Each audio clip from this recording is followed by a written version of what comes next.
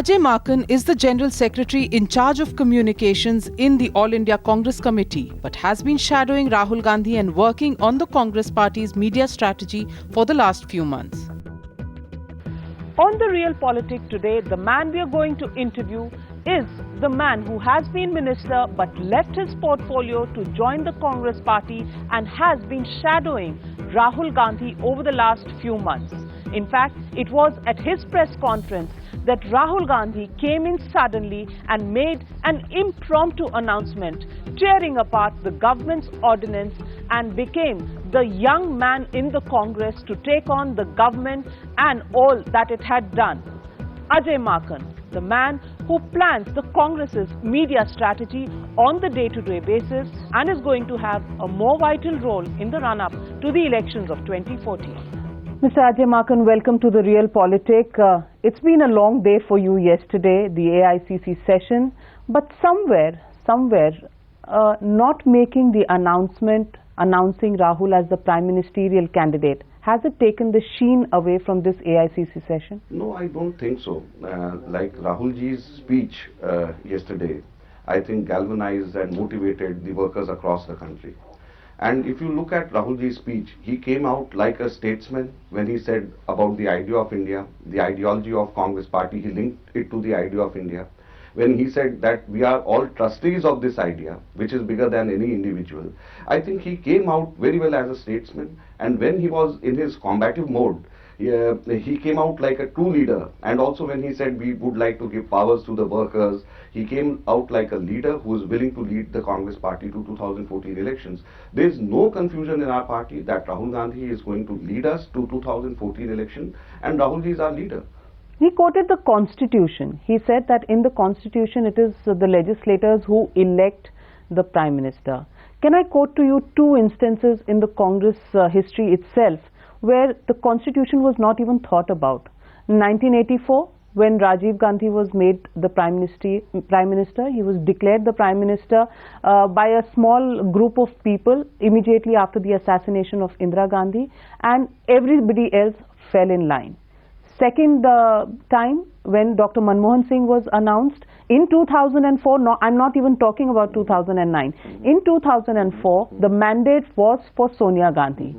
It wasn't the legislators who chose Manmohan Singh. It was she who nominated Manmohan Singh. Yeah. Where was the constitution of the Congress Party then? Times, I think you have mentioned two occasions. In 1984, the circumstances were totally different. We had to announce the Prime Minister because the circumstances on the streets of Delhi soon after Indira ji's death was something we needed a Prime Minister at that time. We needed a leader to control different things which were happening in the streets of Delhi at that time. In 2004 also, when Sonia ji decided, the Congress Parliamentary Party, the legislative party of our parliamentary party, they decided finally that Manmohan Singh should be... The man Manmohan Singh was Sonia Gandhi's choice. No, he was not the choice of the legislators. But again, we did go with Manmohan Singh ji's name to the people of this country.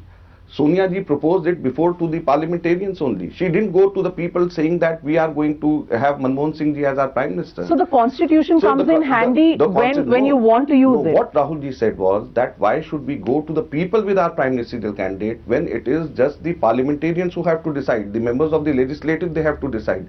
So you are taking the name before the members of the legislative, which is perfectly okay as per the Constitution. We are not taking it to the people before we are taking... but the same legislators want Rahul Gandhi to lead them as the prime ministerial candidate so that they can show their cadres that they are ready for a fight. Yes, but there is no dispute at all. Whereas in BJP there was a dispute whether Narendra Modi should lead, whether either of the leader of oppositions in Lok Sabha or Rajya Sabha should lead, whether L.K. Advani should lead.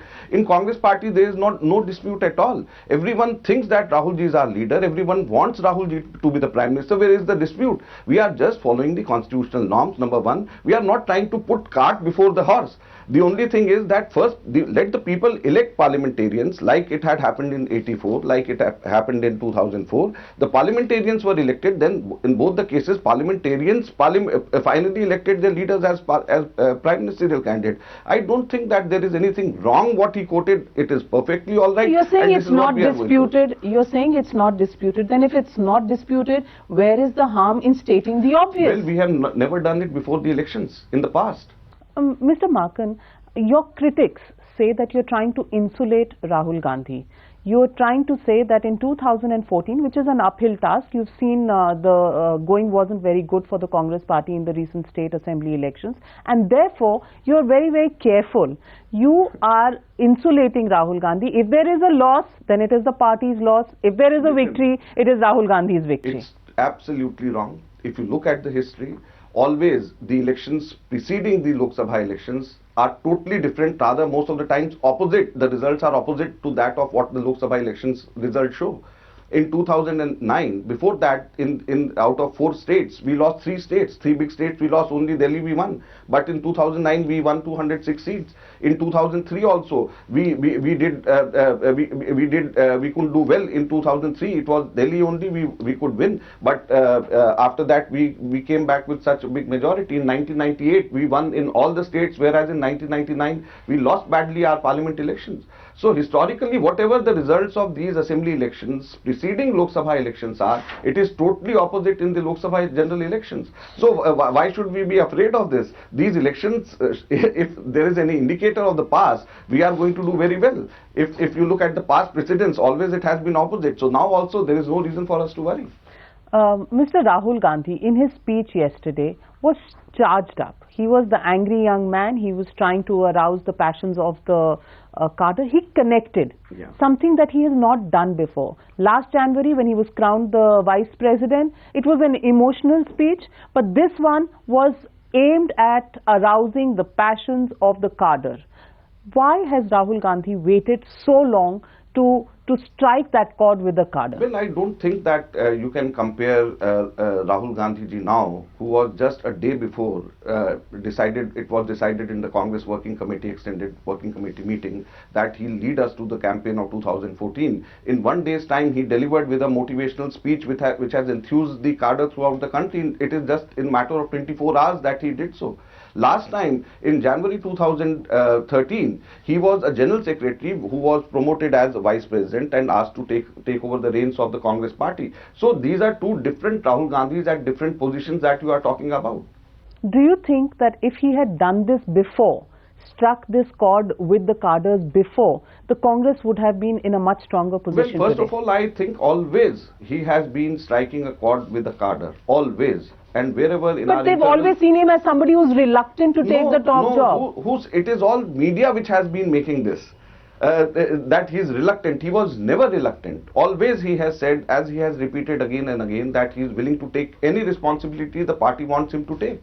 So where is he being reluctant? He was general secretary earlier, then he became the president, vice president. Now he has been, it has been decided that he'll lead the Congress party to 2014 elections. So where is the reluctance?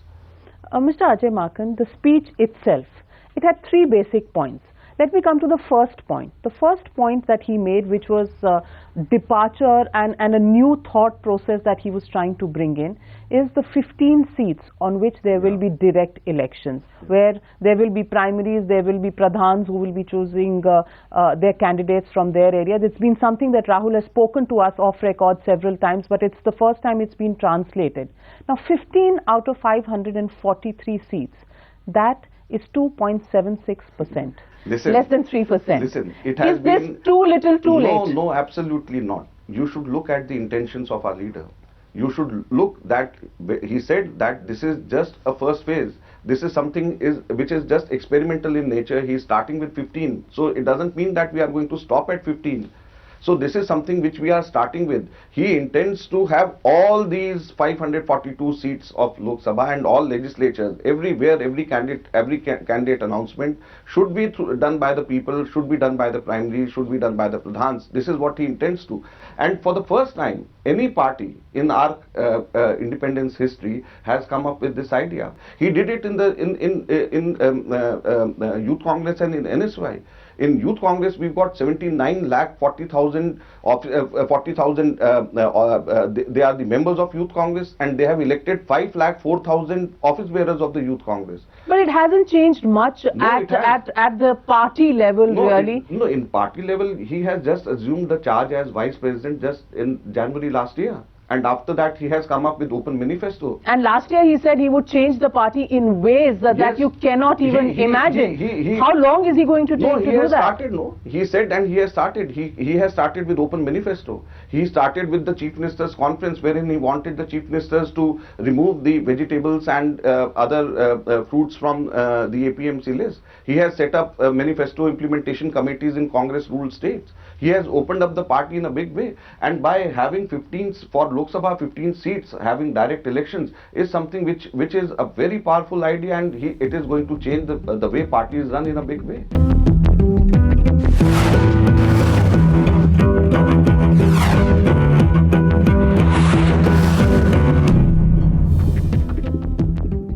The question that I really want to ask Ajay Maken is the real reason behind Rahul Gandhi's refusal to don the prime ministerial candidate mantle from the Congress party. Is the constitution the real reason behind this, or is the Congress trying to insulate Rahul Gandhi from a possible loss in 2014, given the fact that the party is facing an uphill task, facing 10 years of anti-incumbency of the UPA government? Mr. Maken, there's also the issue of women. He said half the population of this country is women. Now, 33% reservation for women, the women's reservation bill is something that's been close to Sonia Gandhi's heart. You could bring in, Rahul Gandhi could bring in change into his party by giving 33% tickets to women candidates. He hasn't done that. That would have been a powerful idea. You're talking about 15%, which is 15 seats, which is less than 3% of the Lok Sabha seats, as the powerful idea. It's a minuscule idea. This could be a powerful idea. Why is he not implementing something like this? I'm so happy that you've asked this. Rahul Gandhi ji, before January last year, was General Secretary in charge of frontal organization, thereby meaning the Youth Congress, NSY and other frontal organizations. In Youth Congress, I would like to tell you, as I have said earlier, that in total we've got 79.40 lakh members of the Youth Congress, out of which we have 5,04,000 office bearers. 25% of this are women office bearers. And there is mandatory, it is mandatory that out of 10 total elected office bearers at every level, there is mandatory for reservation of 5 people, out of which 40% have to be reserved for women. Mr. Maken, when is Rahul Gandhi coming to the big stage? The small stage is fine. He's done that. He's made a difference, if you say so. But when is he going to make the change on the big stage, national stage? Listen, I'm very happy that you've asked this. When a person is General Secretary in charge of frontal organization, Youth Congress, he'll do it, implement it in the Youth Congress, no? And when he is given charge of leading the entire country, the Congress party's campaign, he'll do it for the Congress party. He was announced as a person to lead Congress into 2014 elections just 2 days back. And you are asking him in 24 hours to do... no, he became the Vice President last year. It's 365 days today to the date. We have a President who is herself a lady, a woman. And this is the Congress party, and for the first time we had President, Speaker and the President of Congress party, all 3 women. So you can't question this to the Congress party, which already has 33% reservation. But you haven't implemented. The point I'm making, you haven't implemented in your party. These are the big ideas that he could have brought to the table. But I'll take you to another question. No, let me first answer this fully. Look, party doesn't grow from the top. The party grows from the bottom. So from Youth Congress, NSY, the party grows, and the cadre grows from Youth Congress, NSY, and they come up to the highest level. So unless he would have done at the Youth Congress, NSY level, it would have been just impossible to do at the highest level. So what he has started is, he has started from the NSY, Youth Congress level, then these leaders gradually go up the ladder and up to the senior Congress, and that is what he has started. Okay, Mr. Maken, I'll take you up on that sentence, that the party grows from the bottom. The party grows from the bottom, and yesterday what was on display was that when the bottom asks for something, nothing happens, but when the top asks for something, it happens in minutes, which is the LPG cylinders, and that is pure populism. If yesterday's speech was talking about rejuvenating a cadre, it was also playing the populist card yesterday. Let me ask you the question. Don't get all hassled before I ask you the question. I'm happy that you are asking. See, members of parliament led by Sanjay Nirupam last week went and met Petroleum Minister Veerappa Moily. They have been asking this for last 1 year because the rollback from 6 to 9 cylinders happened in January of 2013. For 1 year, several MPs have been asking the Congress party to roll back the LPG cylinder cut, the subsidized LPG cylinder cut, to the level of 12 cylinders. It didn't happen when the MPs asked.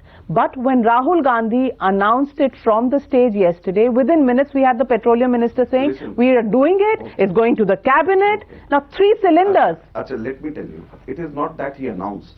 He requested the Prime Minister and he echoed the views of Congress, ordinary Congress people, ordinary women folk of the country. He echoed the voice before the Prime Minister and... the MPs had been doing it, so you don't listen to your MPs? No, it is not like this. It is MPs, they make their populist demands, but when it comes to the EICC session wherein Rahulji raised this issue, this was something which would have made them clear, categorically clear, that this is something which people generally they want, and that is what they have done it. So we should be very happy. Is it the Aam Aadmi Party effect? No, They are giving 700 liters of free water, 50% cut in electricity bills. Listen, are you forced by that? On your television channels, you have been so critical of Congress party, all the channels, day in and day out, why 9 cylinders, why 9 cylinders, and now when Rahulji asked and when Rahulji requested the leadership of the government to do it, they have done. We all should be very because happy he's also been saying that think long term. Now is, bringing people back to the level of 12 cylinders where they started life last year,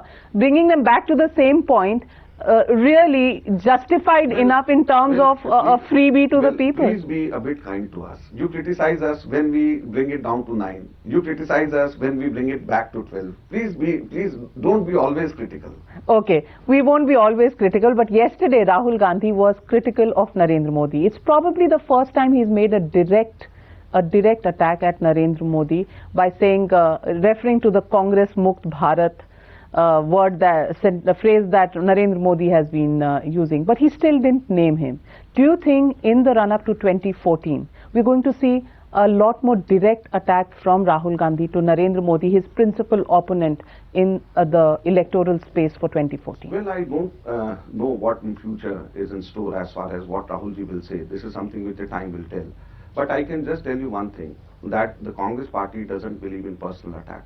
And anyone doing personal attack, we do not support that view of any person attacking personally. Not even when Mani Shankar Iyer calls Modi a tea seller, a tea vendor? I strongly denounce what Mani Shankar Iyer said. I very strongly feel, the Congress party very strongly feels that he shouldn't have said what he said yesterday about Mr. Narendra Modi. Congress party doesn't believe in such things the way Mr. Mani Shankar Iyer said yesterday. Do you believe that the next elections are going to be Rahul Gandhi versus Narendra Modi, or is there a third angle, which is the Aam Aadmi Party, Arvind Kejriwal angle? Well, let us see how things unfold. But as far as the Congress party is concerned, we are going ahead with our own positive agenda, with our own agenda of the good governance of UPA 1 and 2. With Rahulji taking up reins of the Congress party, with Rahulji categorically saying that 3 anti-corruption and transparency bills have been passed, 6 more should be passed, his stand against corruption, and inclusive growth policy of the Congress party. These are the things which we are going to take up with the people, go in with our own positive agenda to the people. We don't care about the other parties. Well, the Congress party, you say, is determined to fight corruption. 6 bills coming in the last session of the 10-year rule of the UPA government, and you say you are very, very serious about fighting corruption. Why should people believe you? It's a very good question that you've asked. These bills which are pending, which we want to clear it in the last session, is not something which has been brought in just now. These bills have been pending in the parliament since many years, and many times in parliament, both Rajya Sabha and Lok Sabha, the opposition has not let us function. The 3 bills also which we have passed, 9 of these bills in the history of Indian parliamentary democracy, never so many bills have been passed in our parliament. BJP and NDA also had got an opportunity for 6 years. They couldn't come up with a single legislation to fight corruption. We have come up, 3 have been passed, 6 are in the pipeline. So I think this is an impressive track record. We will wait to see whether the bills will help you win elections of 2014, or whether it's the direct fight between Rahul Gandhi and Narendra Modi, the personality clash, which is going to catch people's imagination. As Maken tried to decode Rahul Gandhi version 2.0 for us after yesterday's AICC session, we tried to ask questions on the other big challenge for the Congress party, the Aam Aadmi Party. Mr. Ajay Maken, you are a member of parliament from Delhi, and Delhi is the city-state which has seen the Congress getting the biggest drubbing in the recent elections. Do you think the Aam Aadmi Party is likely to have a larger impact in urban centres across the country, at least across North India, in states like Haryana? How do you see this entire phenomenon of the Aam Aadmi Party? Well, if you talk about Aam Aadmi Party, I think Rahul ji yesterday very aptly said about some political parties who have opened up a hair cutting saloon for people without any hair. So these are the people who have been successfully able to sell a dream to people of Delhi. But in that dream, they brought the Congress down to 8 but let me finish. That's why we supported their manifesto. We thought that... Isn't that suicidal? No. We thought that, look, we should be giving them a chance to... Only to keep the BJP out? No, not to keep BJP out. Because we want people to know if they can fulfill the dream, and also to us to know whether they can do it or not. Because we have been in power... So it's an experimentation stage? Because we know it very well. We have been in power since last 15 years. And we know it very well that what was promised in their manifesto is something which is impossible to implement. As far as their charges of corruption or graft are concerned, in this era of right to information, all the files are out in the open. And we had a hostile CAG who had, so there's nothing to hide for and what do you from think the of people. Arvind Kejriwal threatening to do a demonstration and a dharna outside the Home Minister's office? These kind of theatre tricks are good as NGO, are good as an opposition party leader, but as a chief minister you are expected to deliver, not to do dharnas. So we have supported their manifesto. We want them to perform on the basis of their manifesto. And how long is this support going to carry on? Well, as our PCC president of Delhi has said, as long as he keeps on fulfilling the manifesto, we are supporting him. But we don't see it going through. Is the Congress giving the Aam Aadmi Party a long rope? Is this experiment of the Congress party an experiment? Because in the run-up to 2014, the Congress almost seems to have given up the fight, and this is the phase to experiment. Those are the questions that we will be looking at this week on Real Politics. Ajay Maken, next week we'll get you more about the real politics behind the scenes.